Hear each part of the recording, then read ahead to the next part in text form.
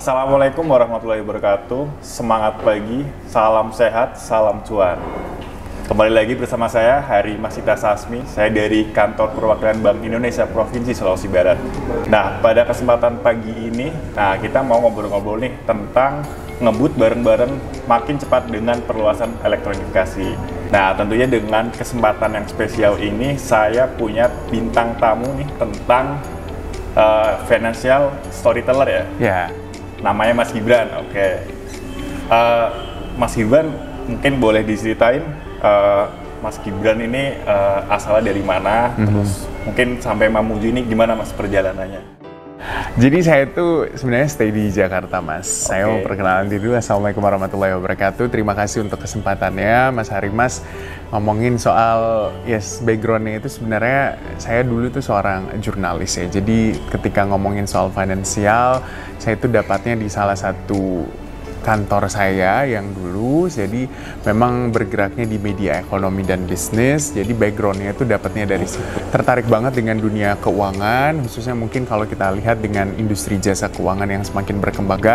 Ini kan ada challenging tersendiri, utamanya mungkin kalau soal literasi keuangan yang tidak berbanding lurus dengan inklusi keuangan. Nah, ini tuh menjadi sebuah gap dan juga harus kita manfaatin sebagai orang-orang yang punya influence ya. Jadi bisa dikatakan influencer yang punya influence di bidang keuangan itu kan punya sedikit banyaknya punya tanggung jawab untuk bisa mengedukasi masyarakat, untuk bisa juga memberikan pemahaman kepada masyarakat terkait dengan industri keuangan ini. Apalagi kalau ngomongin perjalanannya sampai ke Mamuju tuh challenging banget ya ternyata ya. Karena harus naik pesawat dari Jakarta ke Makassar baru ke Mamuju lagi. Jadi, tapi sebenarnya asik juga melihat Mamuju ini daerah yang berkembang begitu pesat juga dengan provinsi yang baru kan, artinya baru berpisah dengan Sulawesi Selatan tapi berkembangnya sangat pesat nih Mas Harimas. Ya, kebetulan kemarin Provinsi Sulawesi Barat itu ulang tahun yang ke-19 Mas. Wah, masih remaja ya? Masih remaja, masih muda. Oke, kalau kemarin berarti aman ya Mas penerbangan? Aman. Nah oke, mungkin balik lagi ke topik ya Mas. Nah tadi mungkin fokusnya itu ada di literasi keuangan. Betul. Ya, karena memang zaman sekarang kayaknya nih generasi muda nih, generasi milenial kita nih sebenarnya mereka apalagi pas pandemi Covid ya, mereka kalau dilihat dari berita atau data gitu ya, banyak anak-anak muda ini yang FOMO gitu ya, misal ikut-ikutan orang misal beli kripto atau beli saham, bahkan mereka mungkin belum tahu ilmunya tapi karena FOMO-nya itu jadi ikut-ikutan aja, mungkin gitu ya Mas ya. Benar-benar, apalagi kalau kita lihat dengan 2020 itu adanya pandemi itu kan kita benar-benar didorong masuk ke era digital ya. Semuanya itu serba digital, mau itu dari sisi kehidupan kita, pekerjaan kita, sampai sistem transaksi kita semuanya serba digital. Elektronifikasi juga semakin berjalan gitu. Mbak mudah juga ya Mas. Benar. Oke. Kemarin sempat ngikutin ini nggak Mas, G20 presidensi Indonesia di tahun 2022? Iya, sangat ngikutin karena kemarin itu waktu itu saya sempat juga in charge di sana sebagai seorang jurnalis yang meliput jalannya FMCBG, Financial Minister Central Bank Governor Conference gitu ya, waktu itu dengan adanya menteri-menteri keuangan dari negara-negara anggota G20, terus juga gubernur bank sentral dari negara-negara anggota G20 itu mengikuti semua meeting atau ya bisa kita katakan meeting ya, karena kan banyak banget meeting dan juga agenda utamanya side event juga yang dilakukan oleh BI juga dalam hal ini FACDI juga waktu itu. Otomatis juga kita mengikuti semua agenda dan juga side eventnya, mau dari main eventnya sampai dengan agenda side eventnya. Nah, sangat menarik dengan apa yang menjadi bukan juga mimpi sih, tapi apa yang menjadi rencana dari negara-negara anggota G20 ini untuk bisa saling terintegrasi, utamanya mungkin dengan berbagai macam rencana, ada 7 kalau saya tidak salah gitu, rencana dari yang waktu itu dicetuskan di FMCBG juga dan juga di meeting G20, bahwa salah satunya adalah fokus terhadap bagaimana optimalisasi teknologi dan juga digitalisasi dalam sistem pembayaran. Nah ini kan utamanya cross border payment ini menjadi salah satu fokusnya. Itu saya sangat-sangat appreciate apa yang dilakukan oleh Bank Indonesia, langkahnya ketika melakukan cross border payment. Kan kalau kita lihat dengan Singapura, Malaysia, Thailand, Filipina itu menjadi sebuah langkah yang sangat maju bagi percepatan digitalisasi dan juga elektronifikasi pembayaran. Iya, jadi memang baru-baru ini udah beberapa negara di ASEAN itu, jadi kalau kita sebagai turis Indonesia nggak perlu nuker uang lagi ya Mas, tinggal scan kris langsung bisa belanja di negara-negara tersebut ya. Betul banget. Jadi salah satu concern atau agenda dari G20 itu adalah mengenai tentang sistem pembayaran, dan Bank Indonesia sendiri Mas itu punya BSPI, Blueprint Sistem Pembayaran Indonesia sampai tahun 2025. Nah, itu memang dibuat atau diciptakan itu untuk mendorong pemulihan ekonomi. Nah, dari situ sebenarnya output utamanya itu adalah untuk manfaat kepada masyarakat yang sangat besar tadi. Betul banget, karena kalau kita lihat dengan blueprint sistem pembayaran Indonesia sampai 2025, apalagi dengan implementasi yang sudah dilakukan lewat cross border payment, lewat kris itu kan betul-betul sangat memudahkan masyarakat. Ketika memang kita mau traveling atau keluar negeri, kita nggak membutuhkan lagi ketergantungan terhadap dolar, terus itu juga sangat berdampak terhadap peningkatan cadangan devisa negara kita. Jadi dampak dan efeknya itu begitu besar, apalagi dengan concern jelas dari pemerintah, utamanya mungkin kalau kita lihat yang dilakukan oleh Presiden Joko Widodo lewat pembentukan P2DD, kalau di daerah kan TP2DD ya.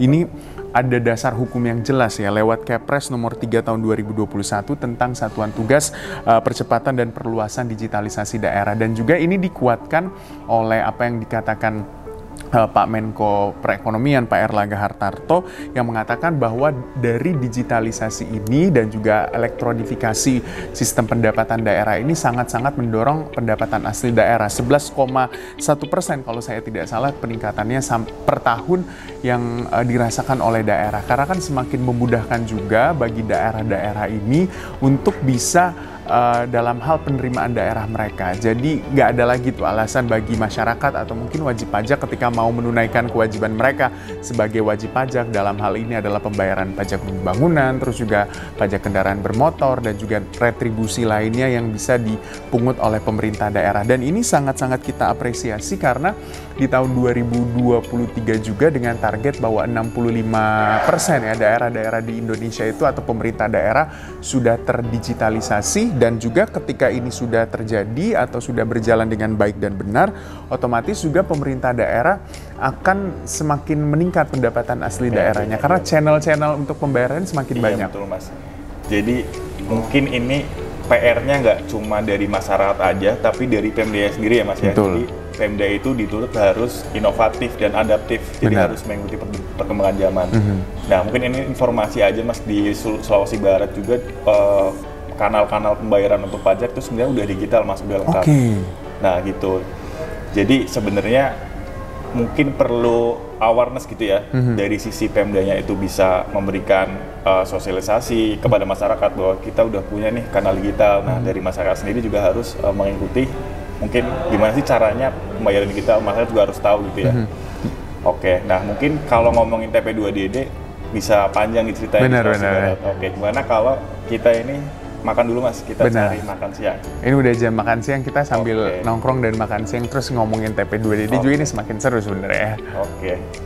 Ayo Mas, mungkin kita terus makan siang dulu. Oke, boleh Mas. Sambil lihat-lihat Mamuju kali Mas ini. Iya, karena kan Mamuju ini menarik juga ya kotanya. Sebenarnya yang bagusnya itu alamnya sih oke Mas. Tapi Mamuju. Silakan Mas.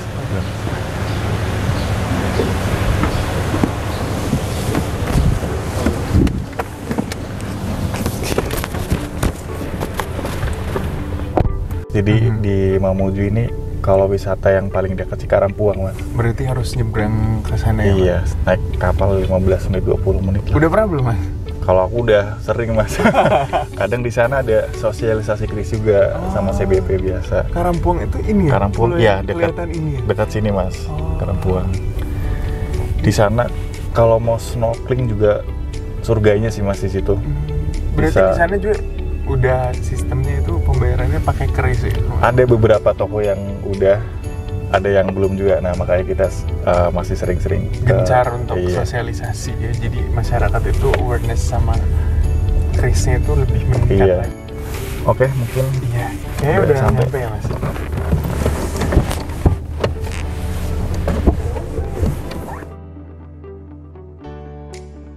Nah, sambil kita nunggu makan siang nih Mas Hari Mas, saya tuh tertarik banget dengan pembahasan kita tadi. soal bagaimana Sulawesi Barat, terus juga khususnya Kabupaten Mamuju ini yang sangat bergerak transformatif gitu ya dalam hal sistem pembayaran. Sebenarnya gimana sih kalau kita lihat secara lebih dalam gitu?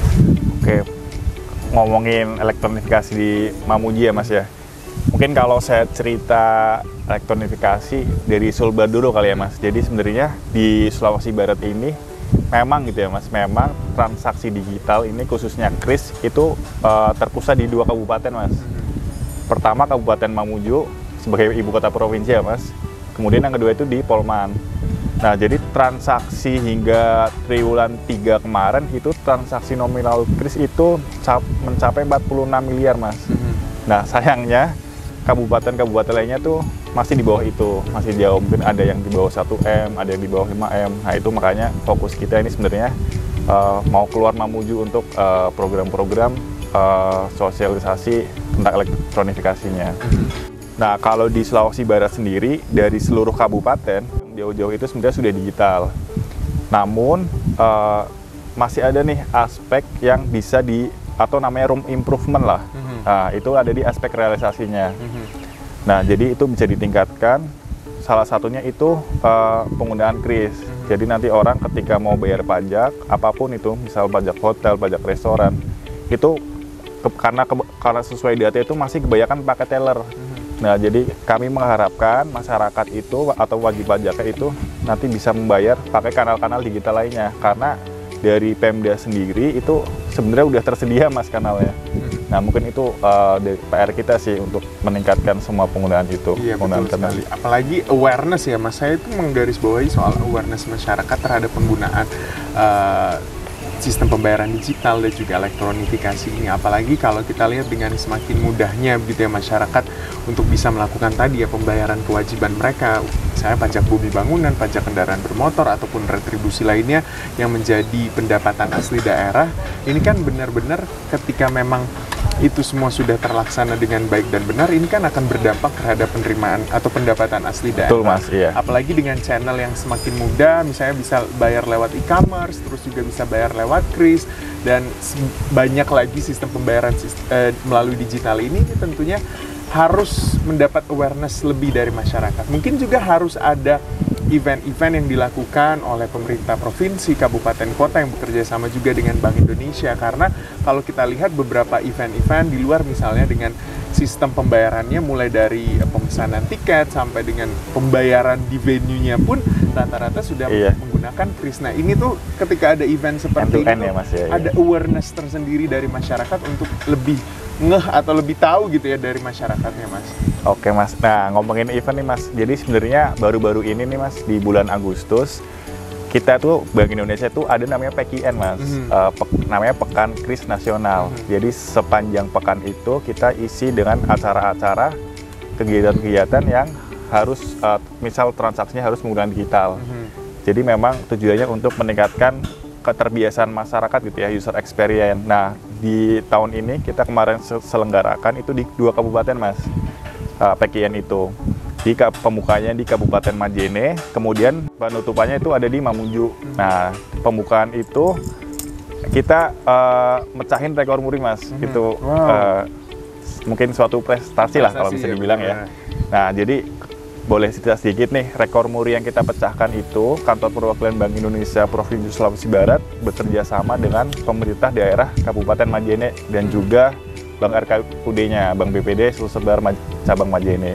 Nah, jadi di situ di sebuah lapangan gitu ya Mas, kita punya event, kita mengundang sekitar 1.100 orang wajib pajak, di mana 1000-an orang itu transaksi PBB Mas, KRIS secara serentak. Nah, itu jadi pecah rekor muri itu karena disaksikan oleh dari murinya. Nah, jadi mekanismenya 1000 orang itu berbaris di lapangan, berjejer, tentunya siap menggunakan smartphone yang masing-masing. Di situ mereka scan KRIS untuk melakukan pembayaran PBB. Nah, di situ. Oke, berarti lebih meningkatkan awareness masyarakat lagi ya, Mas. Jadi masyarakat tuh lebih tahu bahwa ternyata bayar PBB, terus juga bayar pajak kendaraan bermotor sekarang itu sudah bisa lebih mudah begitu. Apalagi BPD Sulsel Barat itu menyediakan channel-channel itu. Iya. Jadi mungkin lewat Tokopedia juga bisa. Bisa. Ini mungkin bisa sedikit nih Mas. Jadi kemarin tuh kalau berdasarkan data tarikan terbaru, kalau ngomongin PKB ya Mas, PKB kan pajak kendaraan bermotor yang dipungut oleh provinsi. Benar. Nah, jadi mungkin kemarin di sekitar bulan 4 atau bulan 5 itu PAD dari pajak kendaraan bermotor itu mungkin sekitar 50 juta. Nah, berdasarkan data tarikan terbaru-baru ini, itu kami cek itu udah hampir mencapai 1,1 miliar.